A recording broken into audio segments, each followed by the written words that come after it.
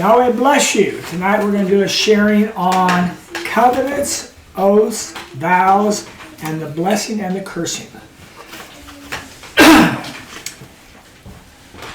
And the important thing we've got to realize The manifestations. Oh yeah, I forgot the manifestations. Yeah, I forgot. I'm kind of the sub, so don't take advantage of me. We're going to hear from our Heavenly Father right now, according to 1 Corinthians 14. And for speaking in tongues, interpretation, and prophecy. So whoever's inspired to speak in tongues, interpret, or prophesy, go ahead. I'll give a word of prophecy. Do not fear to come to me and speak direct. Tell me what's going on and tell me what would make your obedience worthwhile. I'm waiting for you. I'm waiting for you to bring a petition to me, just as Nehemiah, when the king asked him what he wanted, he came there with a purpose. So am I asking you, come to me and ask me what would make obedience well worth it. And as you do so, I will give you great abundance, so you will be faithful. Bring before me the things that you need, and know that I am well pleased when you put me first. Put me first, yea, my name and my needs and my desires. If you put those first, not only in your life, but in your day and in your thoughts. Just do that first when you awaken in the morning. The rest of the day will shower things that you have never dreamed on you. Do not be afraid to talk to me and speak to me if you're confused or don't know something or scared. Just talk to me at all times, because the more that you talk to me, the closer you can grow to me. And bring to me your concerns and lay these things out before me, and know that I will call you to circle around yourself, almost as like a cowboy wagon circle, to protect, to defend, and for me to enlighten you and give you the direction that is needed for you, that I may fulfill your lives and meet the request for of all the things that you seek and desire, that I have known of these things, and that I work diligently to bless my children. Do not let the lion inside become comfortable, because when it is comfortable, it will not want to move, it will not want to fight, and it will not want to do things that I have commanded you. So don't let it get comfortable. Yes, comfort is wonderful, and I give it to you, but don't let it get too comfortable that it does not want to work. I'll speak in tongues and interpret. Kirana boku biatiata sanameati biku Eliana eata satakuiata bukuleati Eliana eata. Forgive and forget. Put your mind in the place where my mind is. Do not let the small things, the petty things, take away your peace. Look unto me as I will look unto others, to a bright future, to prosperity, to soundness, to deliverance and wholeness. So always look at my word as the barometer and not at the world, and it will set you on high. Well, Father, we thank you for these words through Christ our Lord. Amen. Back to the teaching. What we're going to do is really going to be 2 parts. So this is part 1. I want to go slowly through it, so it's so important. I think our society is Gentiles, raises Gentiles, which would be non-Hebrews, and we have very little information about covenants. It doesn't even enter our mind what a covenant is, except maybe in marriage. And as we know now, the marriages are really not covenants at all either, when it comes down to. So this is on covenants, oaths, vows, and the blessing and the cursing. And so one thing we've got to realize, this book, people say, well, we're not in a covenant right now. We're in the New Testament. Well, this book is the book of the covenant. This whole thing is the covenant. And so we have to know what period applies to us, but no matter what, it's an agreement. So to give you an idea of what covenant means, and it's the Hebrew word barit, used 264 times. Will you spell it, please? Yeah, B-E-R-I-T, barit. It's between nations, a treaty, alliance of friendship. Between individuals, a pledge or agreement. With obligation between monarch and subject, a constitution. Between God and man, a covenant accompanied by signs sacrifices, and a solemn oath that seal the relationship with promises of blessing for keeping the covenant and curses for breaking it.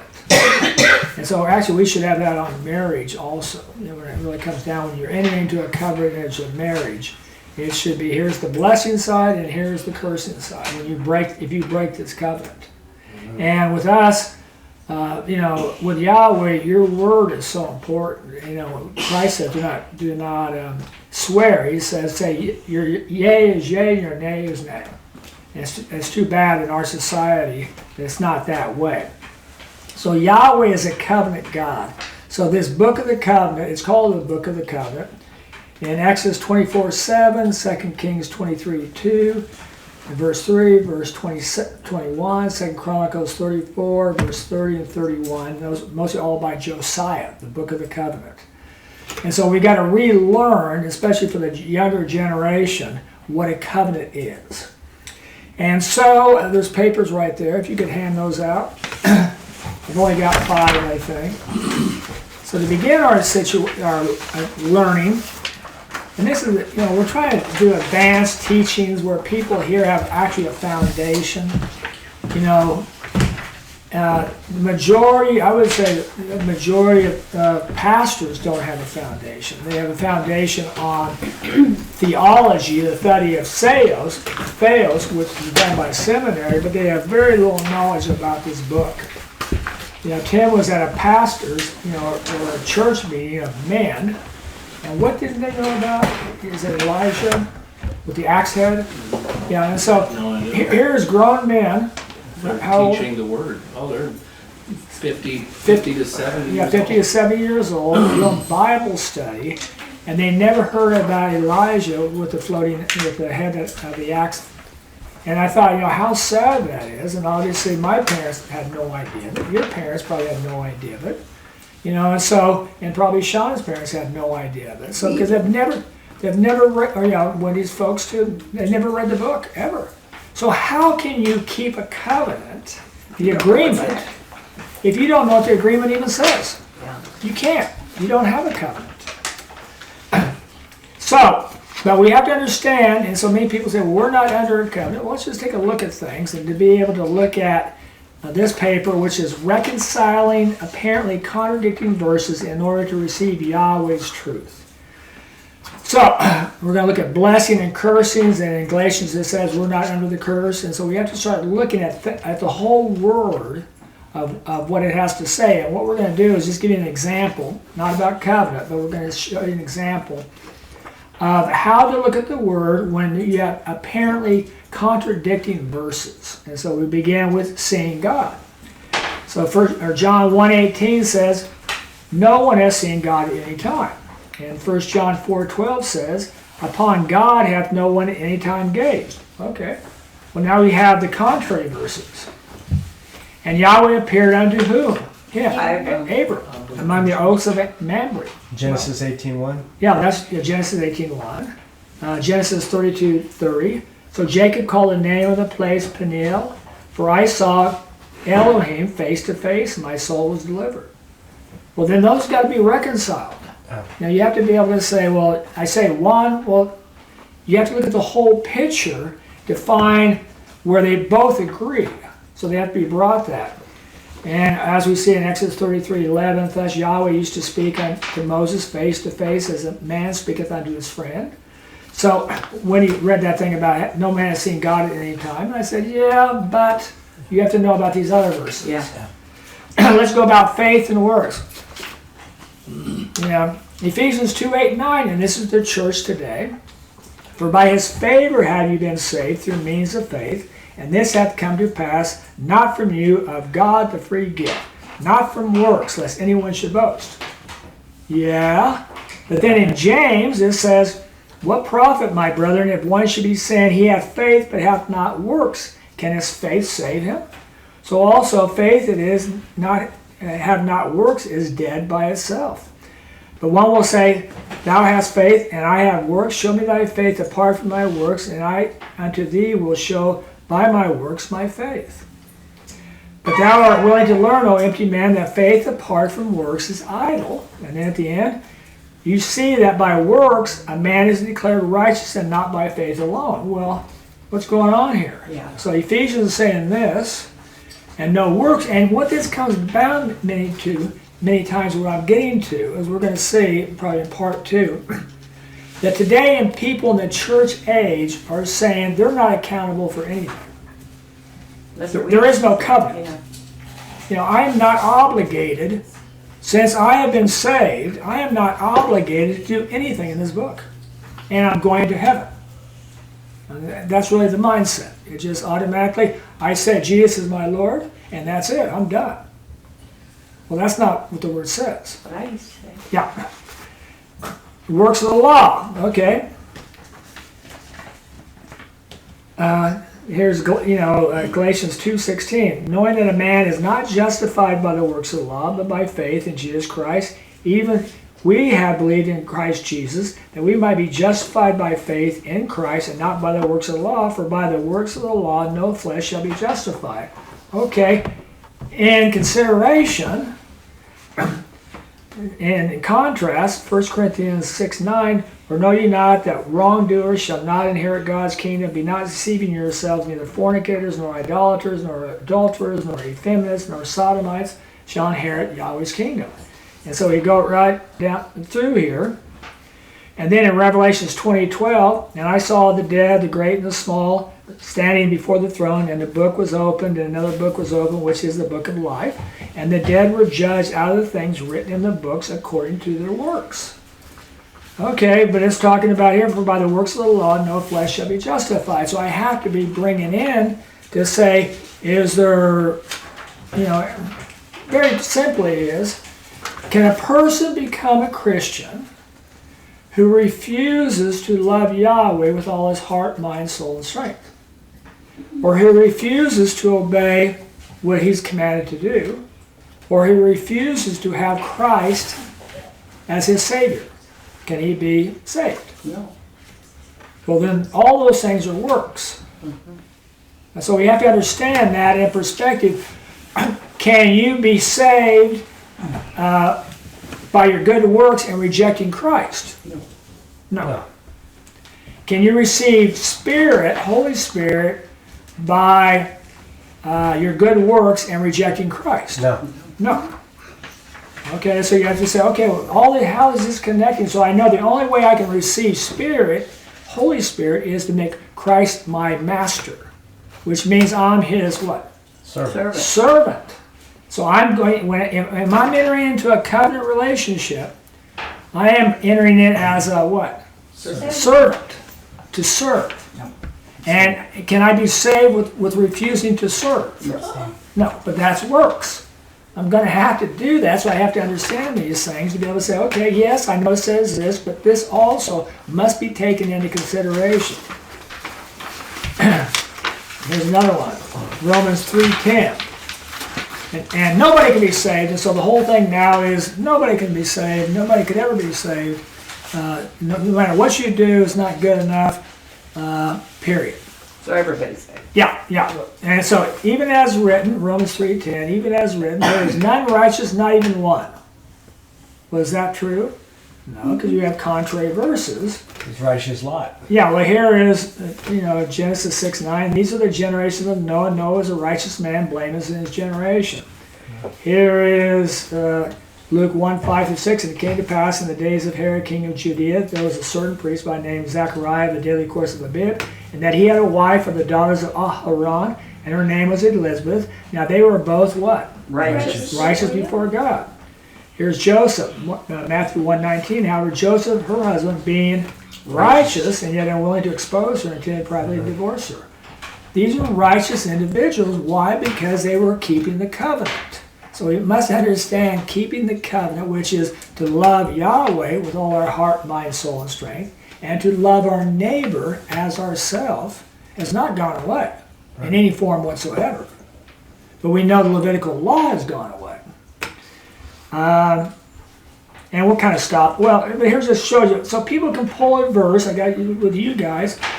People can pull a verse and knock you on your backside to disprove what you're saying. And so you have to be equipped to say, nah. It is also. Yeah, we got it. Yeah, it's also written. You got to look at the whole picture. So here's just an example in the same book in 1 John about sin. 1 John 3:9. Whosoever hath been born of God is not committing sin, because the seed of him without him abideth, and he cannot be committing sin, because God hath he been born. Well, that's interesting.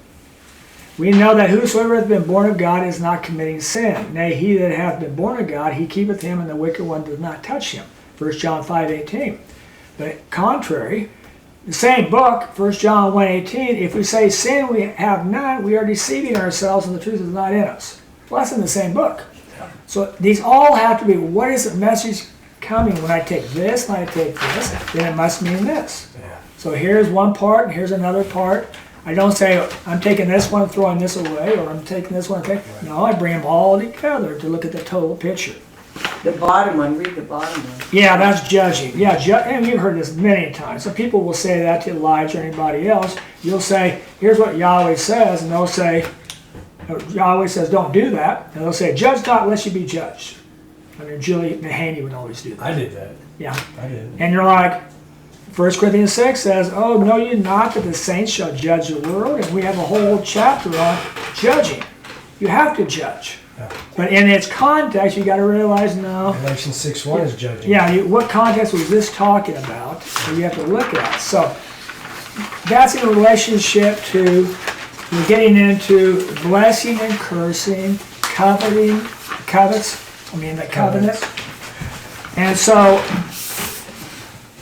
the book of Deuteronomy is the book of the covenant, Yahweh, the covenant God. And the one book I'm reading, they're talking about in a relationship to what they call a suzerain. A suzerain is a superior feudal lord to whom fealty is due. A feudal landlord to whom vassals were forced to pledge allegiance. Now, fealty. Fealty is faithfulness, loyalty, devotion, duty, fidelity, obligation, a sworn loyalty. So in Old England, we used to have the suzerain who would own the land, and then you're going to work it. And so we're making an agreement. You're going to work it, and you get so much, and I get so much. You're the vassal, and the vassal is a holder of land by feudal tenure by conditions of homage and allegiance. So think of Yahweh with us. Who owns the earth? Yahweh. Very, very simply. He is the Lord of the earth. We can own it for a period of time, but we're going to die. Yeah. And so you ask anybody who owned land 1,000 years ago, who has it now? You still got it? No, you don't got it anymore. So he is the suzerain, and we are the vassals. And the earth is Yahweh's, the Lord. He allows us to use it as the vassals, and this is where the giving is so important. The first fruits, the giving to the Lord of all the earth, the first fruits of the privilege of being able to be alive with you, and we have this covenant relationship. Why were the Canaanites rejected by their suzerain, which is Yahweh? So Yahweh owns the land. Yeah. Remember the whole land of Canaan, he says, you're all out. You're all going to die, not because of Israel's righteousness, but because of your wickedness. You're all going to die or you're going to leave. And that would be the blessing and the curse. Very simply, the curse is you are not keeping the covenant. With me, I am the landlord, you have broken the covenant, you're all going to die. So now we have a unilateral covenant. Gotcha. You want to stand up? You okay? I know that must be torture. In case your head's not going. But we have a unilateral covenant, which means what? Anybody? I don't remember. One party. One party. Yeah. So a will is a unilateral covenant. So we have to know. And there's a bilateral covenant, which is two parties. Both parties contribute to the ultimate agreed position. So marriage is supposed to be, anymore that has not done that, it's more of a feeling, and we're not pledging to do anything except till death do us part, which really means nothing to anybody when it comes down to it, because nobody basically does that. We're trying to set that right back right, but we're talking about the bilateral and unilateral. So birth is a unilateral covenant. So Adam and Eve did not ask to get put into existence, and neither did we. So Yahweh just blessed us and put us here and said, be fruitful and come and serve me if you so choose, because we're not made to do that, right? Freedom of will. Freedom of will. And now he says, but there's a bilateral covenant made available to each and every one of us. And what does that covenant say? What do I get out of it? Life, age, abiding. Life, age, abiding. The new earth. I get blessings from the Creator, who will bless my existence now, which we see in Deuteronomy 28. You'll be blessed when you go in, you'll be blessed when you're going out. What does it cost me? Fealty. What is my job now? Fealty. What? Fealty. Fealty, which is to do what he tells me to do.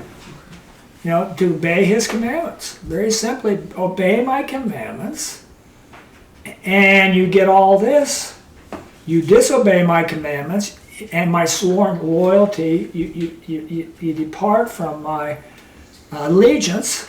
And look at those words: loyalty, devotion, duty, fidelity, obligation. Do you think most Christians have that in their mind when they're thinking about Yahweh? Do they think about Yahweh? Allegiance. I will never turn from you. I will never be embarrassed of you. I swear my life to you. My loyalty, you know. And so much of it, it's not a covenant. It's more of a, I think that what they believe, they've got a unilateral covenant, that somebody gave them salvation, but there's no accountability on their part. So it'll be a unilateral covenant. And so we know with the bilateral covenant, it was made available to Adam and Eve, and the blessing was what, Melania, for Adam and Eve? Life, age, abiding. They get Yeah, well, you get the tree of life, you got the whole earth. That's good. It's a lot of real estate. Okay. What was the downside, Elijah? They had to follow Yahweh's commandments. And what was that commandment? Not eat the tree. Don't eat the tree. That's right. That's the downside. And guess what? If you eat the downside, what's going to happen? Thou shalt surely die. Thou shalt surely die, and you're going to be cursed. And here comes the curse. Kicked out. Ephesians 3:1, 3:14. Now we begin. Now you got a curse. God, you know, how simple is this stuff to say, I mean, if I break into a liquor store and kill somebody, that's going to make my life bad? I mean, really?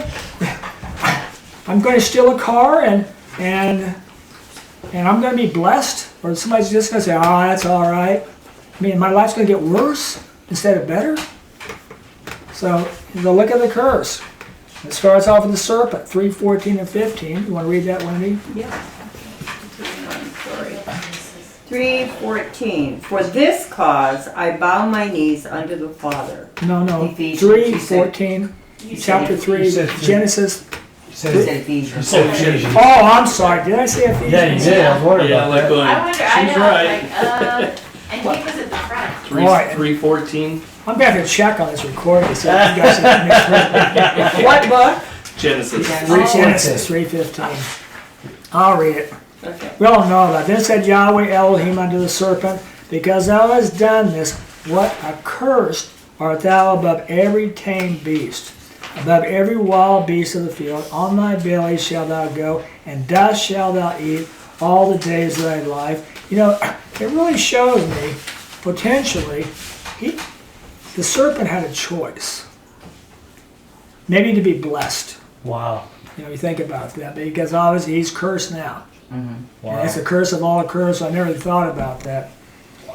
15. And enmity will I put between thee and the woman, and between thy seed and her seed. He shall crush thy head, but thou shalt crush his heel. You would think that was already him before he became man, but I think, maybe he had a choice. Maybe this was a new, Maybe one they more both did. chance Yeah. from the destruction of the first heaven and earth.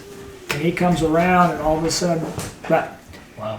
that's him. Now we go into the wife, 3:16. And we know, it doesn't say curse, but we know unto the woman he said, I will increase the pain of pregnancy, in pain shall thou bear children. Yea, unto thy husband shall be thy longing, though he rule over thee. And for the man, 17 through 19, and to the man he said, because thou did hearken to the voice of thy wife, and so did eat of the tree as to which I commanded thee, saying, thou shalt not eat of it. Now remember, they broke the covenant. They had a covenant and they broke it. It's real simple. So loyalty went from Yahweh to his wife, which is idolatry. And he says, you shall have no other gods besides me. So we're going to see this. Accursed be the ground for thy sake, in pain shall thou eat of it all the days of thy life. Thorns also and thistles shall shoot forth to thee, when thou hast come to eat of the herb of the field. In the sweat of thy face shall thou eat bread until thou return to the ground, because therefrom wast thou taken. For dust thou art, and unto dust shalt thou return. So think of that. There's the first curse that comes in for disobeying the covenant, for breaking the covenant. Now, we know all about Noah's covenant. There's two covenants of Noah. We realize that? So we know the rainbow, is that a bilateral covenant or a unilateral covenant? Unilateral. Unilateral. And why is that? Because he says he's never going to do it again. But it's for everybody. Yeah. And so I'm not going to flood the earth forever. So nobody else has to say, I'm going to enter into his covenant. That's a unilateral covenant. The bilateral covenant was what? Build the ark. Build the ark. And what are you going to get out of this? Life. Life! Yeah. And if you don't build the ark, what are you going to get? Death. Death. That's the curse. And so how do you know it's a covenant? Because you're going to get life and your family is saved because you did what I said. Wow. You build the ark, and that's the covenant. That's a good side. The downside is, well, I want to sleep in. I'm not going to build this thing. And I like these guys. Yeah. I don't want to leave my friends. Then you would have died. We don't have to go there, but that is life, the blessing, and cursing is death. And that was Genesis 1:16 through 18, the bilateral covenant. And the covenant with mankind was Genesis 9:8 to 11. Now we're going to talk about cutting a covenant, which began with Abraham, or Abram. And so the word cut is karoth. K-A-R-A-T, Karoth. And that is Strong's number 03772. And also on Berith, it's Strong's number 01285 for people to look it up. But we're going to go to Genesis 15:1. This is too bad that people leave out the word cut. I think they thought we're not going to get it, but we would have got it very easily. And so when you see the word solemnized, it's the word cut. Oh, really? Yeah. And so 15:1, I'm just going to begin 15:1, give you context. After these things came the word of Yahweh unto Abram in a vision, saying, do not fear, Abram, I am a shield to thee, thine exceedingly great reward. Now we go to, that's the context, now we're going to 6 through 21. And Abraham had faith in Yahweh, so he reckoned it to him as righteousness. And he said unto him, I am Yahweh who brought thee forth out of Ur of the Chaldeans to give thee this land to inherit it.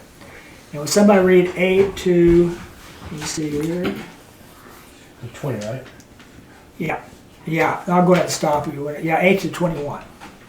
And he said, my Lord Yahweh, whereby can I know that I shall inherit it?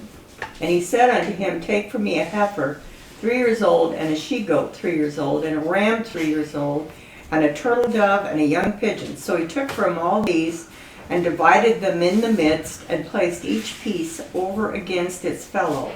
But the birds divided he not. Then came down the birds of prey upon the carcasses, and Abram drove them away. And it came to pass, when the sun was about to go in, and a deep sleep had fallen upon Abram, lo, a terror, a great darkness was falling upon him. And he said to Abram, Thou must surely know that sojourners will thy seed become in a land not theirs, and shall serve them, and they will humble them 400 years. Moreover also, the nation whom they will serve, I am going to judge. And after that shall they come forth with great substance. But thou shalt go in unto thy fathers in peace. Thou shalt be buried in a good old age. And in the 4th generation shall they return hither. For not complete is the iniquity of the Amorites as yet. So it came to pass, when the sun had gone in, and a thick darkness had come on that, lo, there was a smoking hearth and torch of fire, which passed through between these pieces. In that day did Yahweh solemnize with Abram a covenant. In that day did Yahweh cut with Abram a covenant, saying, To thy seed have I given this land from the river Egypt. And so we see the good side of it. As far as the great river, the river Euphrates, the Kenites, and it goes on and on and on. So that is the foundation of what we're getting into, covenant agreements.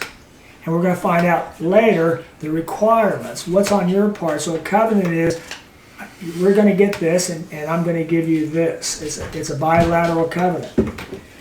Let's go to 17, Genesis 17. Chapter 17. Yeah, chapter 17. Verse 1. And we need to read these to see the whole impact of the importance of a faithful relationship with Yahweh. You know, when people are embarrassed to even say Yahweh, it just really saddens. You know, to say, here's a creator that gave you everything, gave you life and gave you breath, or Christ that died for you, was mutilated for you, and you're afraid to wear a t-shirt or a bumper sticker, or you're afraid to use the name around your friends.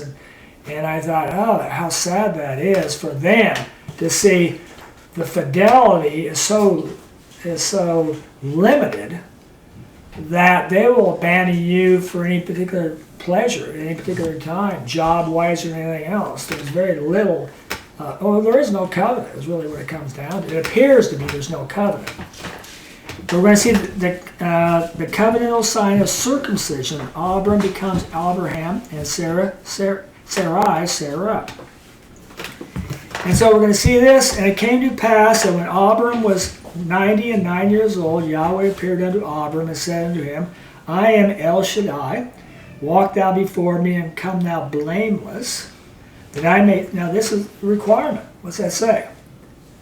Walk thou before me and become thou blameless, that I may set my covenant betwixt me and thee, and may multiply thee exceedingly. So here's the blessing on the side. And Abram fell on his face, and Elohim spake with him, saying, As for me, lo, my covenant is with thee. So shalt thou become a father of a multitude of nations. And thy name shall no more be called Abram, but by thy name shall become Abraham, for father of a multitude nation have I appointed thee, and I will make thee fruitful exceedingly, and will grant thee to be nations. That's the upside. Yea, kings out of thee shall come forward. Wow. And I will confirm my covenant betwixt me and thee, and thy seed after thee to their generation, for an age-abiding covenant. So that's great. You can pass it on to your children and grandchildren if they so like. And that's what he's done with us. You know, we're in the Abrahamic covenant. Let me see. To become to thee a God, and to thy seed after thee, and I will give to thee and to thy seed after thee the land of thy sojournings, all the land of Canaan, for age-abiding possession, and I will be to them an Elohim. And Elohim said unto Abraham, But as for thee, my covenant must thou keep. So here's a requirement. But as for thee, my covenant must thou keep, thou and thy seed after thee to their generations. This is my covenant which you shall keep betwixt me and you, and thy seed after thee, to circumcise you every male. So shall you be circumcised in the flesh of your foreskin, and you're going to see the cutting the covenant. And there's the blood. So shall become a sign of a covenant betwixt me and you. And so that is the thou covenant thou must keep. Now we're going to go to 27, chapter 21, verse 27. And here is Abraham cutting a covenant with Abimelech. And Abraham took sheep and oxen and gave to Abimelech, and they two cut a covenant. So you see solemnized? Mm-hmm. It's cut. And that is, what they say that? Hebrew What verse are word. you on, I'm sorry? 21? Yeah, 21, 27. 27, okay, thank you. Karath. Yeah, that was it, Karath. Now we go into Moses, which obviously we know the Ark of the Covenant. We know this is the Book of the Covenant. So I think my objective is, with all of us, is to get us back thinking into a covenant relationship. The fidelity, loyalty, allegiance. I pledge allegiance. So actually, when we are born in the United States, in essence, or let's say Mom, when she became a U.S. citizen, she actually entered into a covenant. And what was your part? You had to swear allegiance. Swear allegiance to the flag and The United States of America, the laws of the United States. And so for you to enter into a covenant, she had to swear allegiance away from Canada. Canada. There's only one. We're not going to have you, that's why it's nice not to have dual citizenship. You can't have allegiance to both.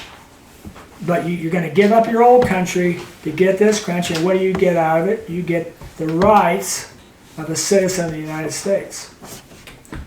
So think of that as a covenant. I become a Roman. Yeah. So the Ark of the Covenant, people say, well, the Ark of the Covenant, that was just the Old Testament. Well, it's in the book of Revelation, chapter 11. Let's go there.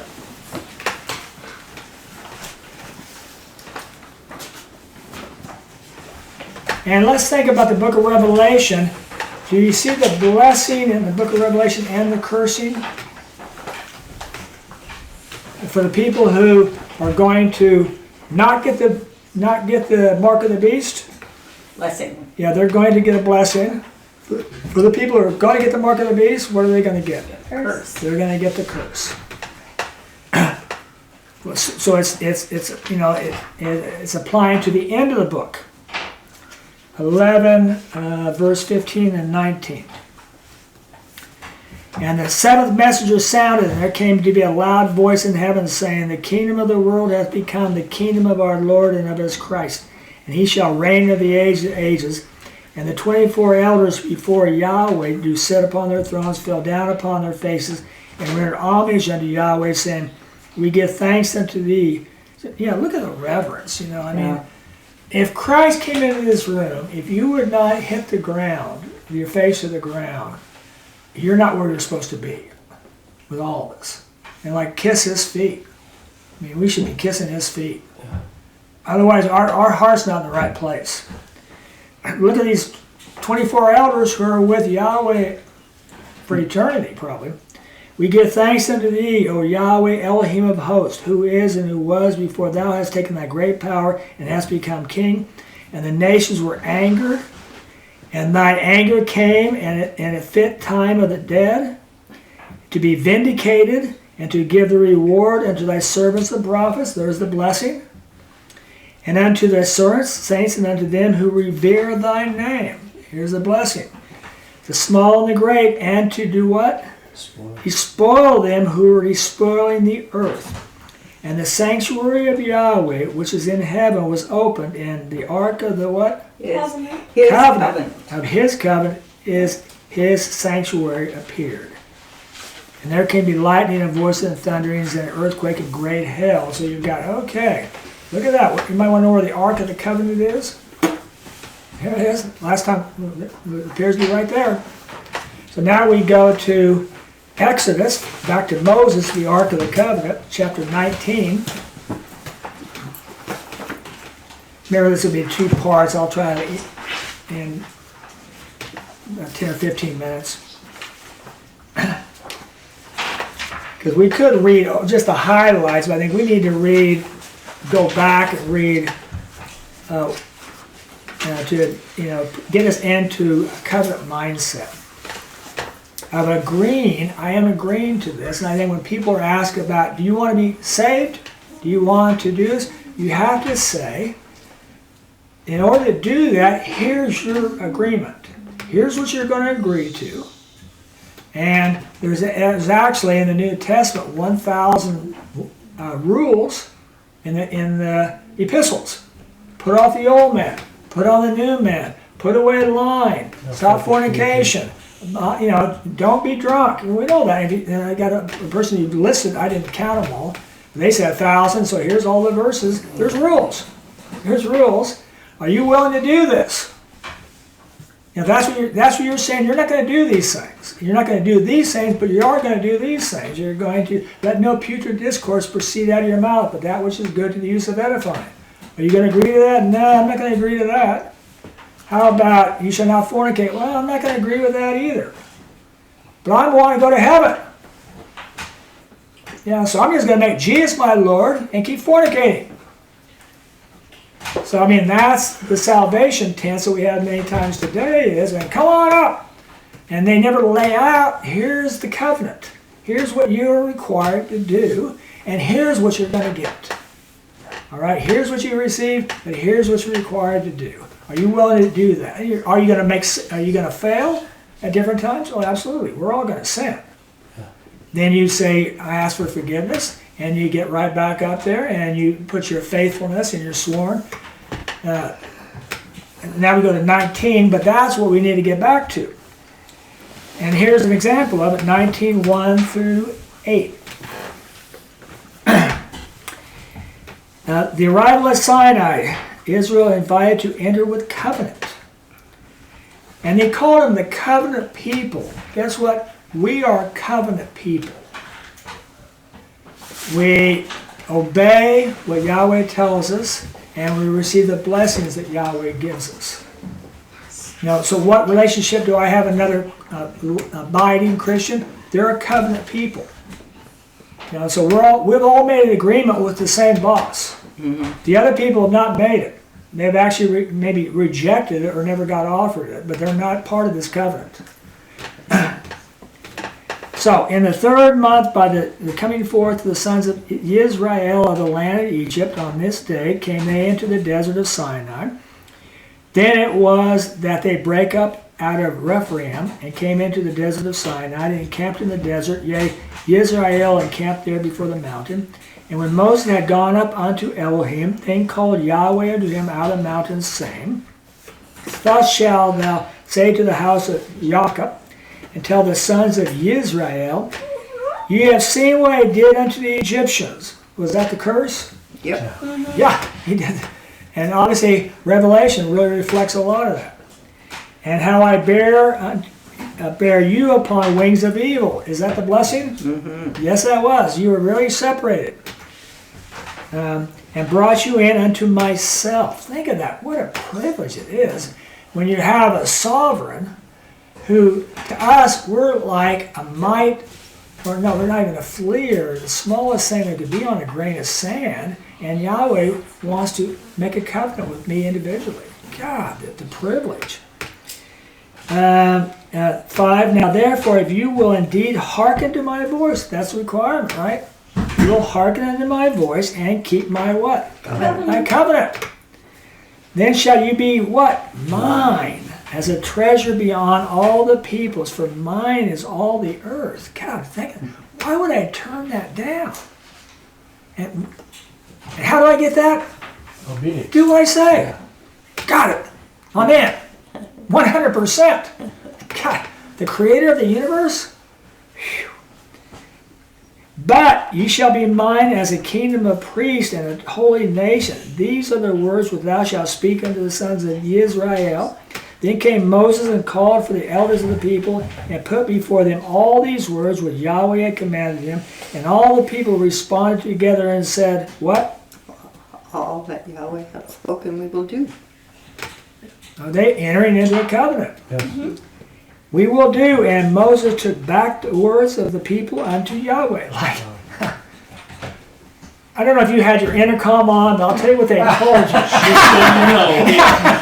I want to be on the record. I negotiated it out, Yeah. and they said yes. Yeah, they said it. Say true. Now we go to 20, verse 1, and we see, okay, you guys, here's the covenant. Here's the covenant. And Elohim spake all these words, saying, I am Yahweh thy Elohim. Can you have any other gods? No. No. Can you marry a woman who doesn't have a covenant with me? No. No. Can you marry a man who does not have a covenant with me? No. Because you cannot be a family that way. Because they have another God. So everybody has a God. It's either Yahweh or something else. And that's not acceptable. We'll see that later on. I am Yahweh the God who brought thee forth out of the land of Egypt, out of the house of servants.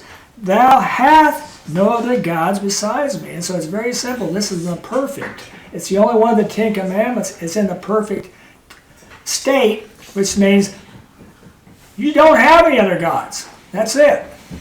Christianity today has 3, for goodness sakes. Yeah. You know, how can you say, how could we have got that bad? But that's what it is. You know the rest of them.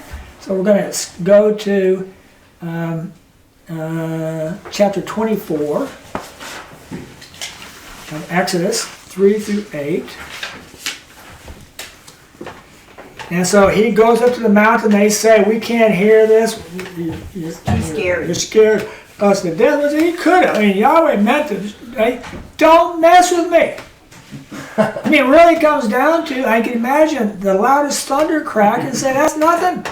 Yeah. I can blow your ears out in a second. Yeah. I can pop your head off in a second. I mean, this is nothing. I created this sun, for goodness sakes. So I want to get you some respect. I want some respect. I want you to fear me. And so you come out of this sign you're like, and people are saying, you did it. They're all standing there, the pea puddles around the I bet. Oh my God. Good thing they have robes on. Hey, they get my point across? Yeah, message received. Yeah, message received. Man, don't mess with me. And that should be, and that's with all of us. Okay. 3. So Moses came and recounted to the people all the words of Yahweh and all the regulations, which was a lot more besides the Ten Commandments. You know, don't sodomize. You know, don't commit fornication. Don't steal from your neighbor. Don't kidnap your neighbor. You know, if you do, what? You're going to die. I mean, if you kill somebody else, you're going to die. And if you commit adultery, you're going to die. Do you agree to that? Well, I don't want to die. Well, then don't do those things. Yeah. Those are very severe. Well, don't do those things. I mean, it's just real simple. Don't do it. All right. And so all that, and verse 4. Then wrote Moses all the words of Yahweh, and rose up early in the morning, and built an altar under the mountain, and the 12 pillars for the 12 tribes of Israel. And he sent young men of the house of Israel, and they caused it to go up ascending sacrifices and slew peace offerings of Yahweh of corn. And this is where they're going to be cutting a covenant. Then took Moses half of the blood and put it in basins, and half of the blood dashed he over the altar. Then took he the book of the what? Covenant. The covenant. And read in the ears of the people. And they said, are you agreeing to this? And so this is what should be done in every revival. Yeah. All right, what did he do? He presented the terms of the covenant. Yeah. Read into their ears, and you're not going to do that in an hour. In a crusade with a Billy Graham, you're not going to do it. It's impossible. A person's never even opened a Bible in their life. You know, you can't. You have to say, here's a booklet, read this. But we want head counts. And they say, we had 1,000 people saved at our deal. And that's what all of them will do. They'll just count the people. Saved. You want Jesus? I want Jesus. Okay, there's one, here's one, two. We had 5,000 people saved last night. Right? And there's no way, because they haven't heard the covenant. I mean, whether it's saved or not, but they haven't heard the covenant. You have to know what you're agreeing to. Let me see here. Verse 8. Oh yeah, 7 again. He took the book of the covenant and read in the ears of the people, and they said, "All that Yahweh has spoken will we do, and will hearken." So you're going in full force. Then Yahweh took the blood, Moses took the blood, and dashed over the people, and said, "Lo, the blood of the covenant which Yahweh has cut with you," that's solemnized again, cut with you, over all these words. Christ does the same thing. The next time it says the blood of the covenant is during communion in Matthew, Mark, and Luke. When he's talking about the bread, this is my body, this is the blood, and this is the blood of the covenant, the agreement. Off the subject. I'm going to, chase a rabbit for a minute. Where people talk about the Gospels or Matthew, Mark, Luke, and John, all right, they're personal accounts. I started thinking about that. Matthew, Mark, and Luke have the account of Peter, James, and John on the Mount. Were Matthew, Mark, and Luke there? No. On the Mount? No, they were not. John was on the Mount, but it's not in the book of John. So think about that. And so these are not personal accounts. First thing, Matthew didn't write it, Mark didn't write it, Luke didn't write it, John didn't write it. He didn't say who wrote them. Right. They're the words of Yahweh. Right. Another interesting thing too is when the Canaanite woman, I just was listening to this today, the Canaanite woman who was a Gentile and said, "Come and heal my daughter, she's demonized." And finally he says, she's healed. She went home and found out what? She was healed. Well, was Matthew, Mark, or Luke, or John there at her house? No. I mean, well, how could they write that when she got home they were healed? It's the same way with it goes on and on and on, where you're reading people's minds and their thoughts, and the guys aren't even anywhere to be around, and all these things are coming. Just nonsense. It's just absolutely nonsense. So we got to be able to just point out to some things like that to say. Jesus talking to Pontius Pilate, "Are you the Christ?" Yeah. The private conversation, and you're being beaten, and it is on and on. So you start looking at all this stuff, but that was my rabbit. Okay. But we need to get that foundation where you come right back to them. We've thought about it, and just say, think about this. And Peter, or Matthew, Mark, and Luke, none of them were there. So how could it be a personal account? Amen. So it wasn't. And even John was there, didn't write it. Now we go to, and in Exodus 32, he dyes the blood on their covenant. 40 days later, he goes back up the mountain. 40 days later, comes down. What happens? They're gone. They're God. They had a golden calf. Blessing or cursing is coming down. Cursings. What happens? A lot of them die from that. They ground up the gold thing. That's the cursing. Cursing is a justifiable agreement to be able to say, don't do that. Consequences. Yeah, consequences like that. So we have to take that into consideration. Now we go to 34. We'll end there, I think, for next week. Exodus 34:10. Like burning your parents' house down. What do you mean there's consequences? I know, yeah. But I don't want to be under the law. I don't want to be on this. I want to be a free-wheeling ranger, and so I just did a post today, about, Paul says, be imitators of me, because I'm an imitator of Christ. And then in 1 Corinthians 4, he says, I speak in tongues more than y'all. And then he says, I would that you all speak in tongues. And then he says that tongues, why wouldn't you, are not speaking to man, but speaking unto God. And then, covet or be zealous to prophesy, forbid not to speak with tongues. Be imitators of me. How much simpler can this be? And you can say, no. And that's just rebellion is what it comes down to. It's just absolute rebellion. And Yahweh deals with it, but 34:10 through 16. And this is a great time because this is after 34:6. Let's just read that. So Yahweh passed before Moses and proclaimed, Yahweh, Yahweh, an El of Ramah and Hannah, slow to anger and abundant in Hesed and Emet, keeping Hesed to 1,000 generations. Those words are so important. This is I'm chasing rabbits again too, but this is the refrain of the whole book of the Word of Yahweh. Who is Yahweh? Yahweh, Yahweh, El Raham. What is Raham? And favor, Hannah. Slow to anger and abundant in Hesed. So we know what Hesed is. But now we're in the same chapter, 34, 10, verse 16. And he said, Lo, I am about to cut a covenant. In the presence of all thy people will I do marvelous things. You think they could have put cut there? Yeah. I mean, I think very simple. I got it. Yeah. You know, and everybody else would say made a covenant. Those are the word made.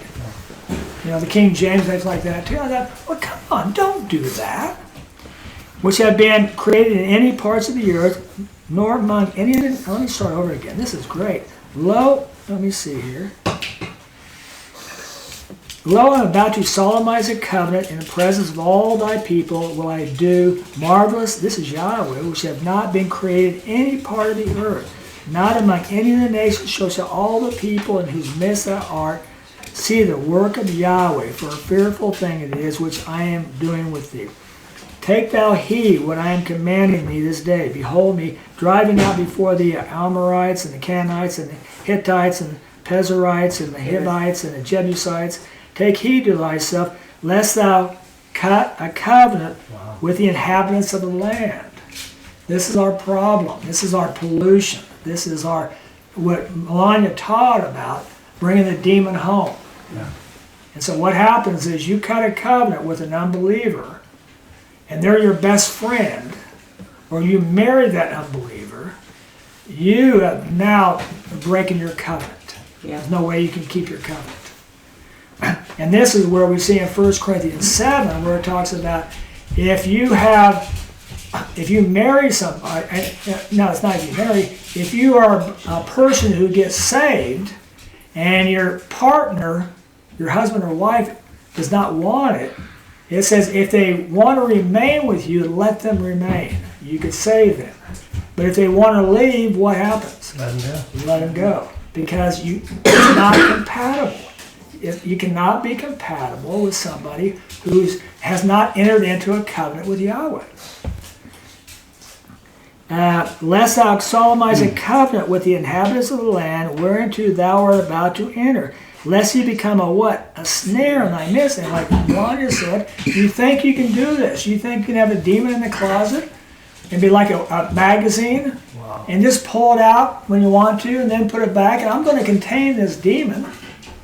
Or drug or anything else I'm doing it because it's just between me and this demon. You know, I don't need that. And guess what? Demons have friends. And so, yeah, they bring people in. And we know about Legion. Wow. And so how did one person, he started off with one demon. And then you get more demons and more demons and more demons and more demons. That's it. Think of that. And Yahweh's telling you, don't do this. 13, for their altars shall you smash, and their pillars shall you shiver, and their sacred stems shall you fell. For thou shalt not bow thyself down to another El. For as for Yahweh, jealous is his name, a jealous El is he. Lest thou cut a covenant with the inhabitants of the land, and then as surely as they go unchastely after their gods. So right now, sodomy, homosexuality, Christians accepting it because we're accepting pot, we're accepting the Democrat Party, and sacrifice to their gods, so surely will he invite thee, and thou wilt eat of his sacrifices, and thou wilt take of his daughters for thy sons, and his daughters will go unchastely after their gods, and will cause thy sons to go unchastely after their gods. I thought I was going to end here. One more. This actually happened. Nehemiah 9, verse 1. Page 477. Yeah, this is the downfall of Israel after Judah fell.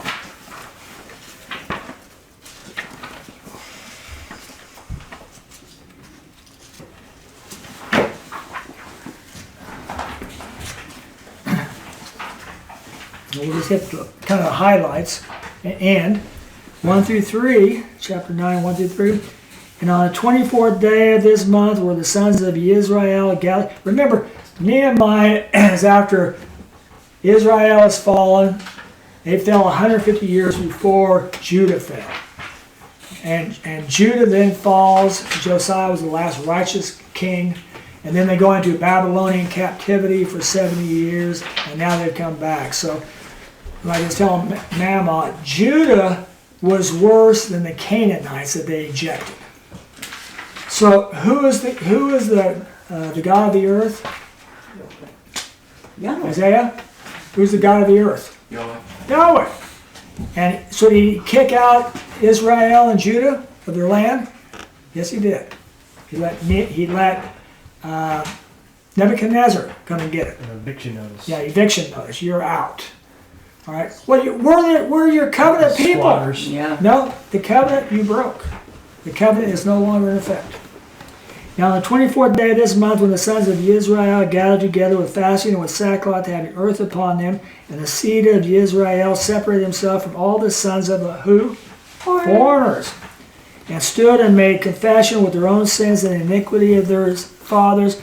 So they stood in their place and read in the book of the law of Yahweh, their Elohim, a fourth part of the day, and a fourth part they were making confession and bowing themselves down to Yahweh, their Elohim.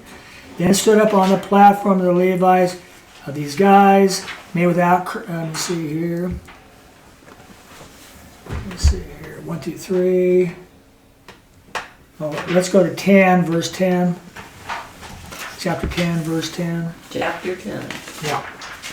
We're going to see about the, let me see here, chapter 10, verse 10 through 12. That's not right.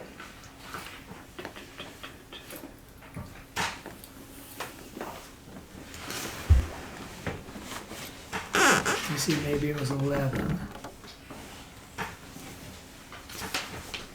Well, I wrote it down incorrectly. Let me see, 44.